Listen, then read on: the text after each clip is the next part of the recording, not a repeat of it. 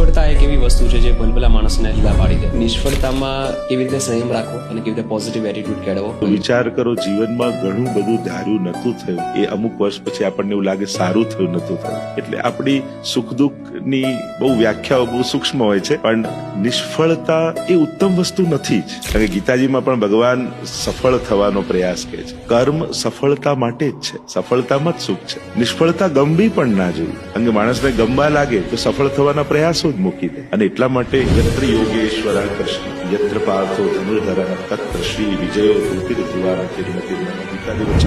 જ્યાં કર્મરૂપ અર્જુન છે અને કૃપારૂપ કૃષ્ણ છે, ત્યાં જ વિજય હોય છે. એટલે કર્મ તમે તમારી નિષ્ઠા પ્રમાણે સંપૂર્ણ કરો, સાથે ઈશ્વરને જોડે રાખો, એની કૃપાનો વિચાર કરતા રહો. બુદ્ધિનો પ્રેરક મારો સાથી આત્મામાં બેસેલો ભગવાન મારી જોડે છે. એટલે વસ્તુ મળી કે ન મળી, પણ સફળતાનો આસ્વાદ તમને ચોક્કસ મળશે. અને ઘણી વાર વસ્તુ મળે છે, ઘણી વાર અનુભવ મળે છે. એટલે નિષ્ફળતા પણ નિષ્ફળતા નથી, એ અનુભવની પ્રાપ્તિ તો છે જ.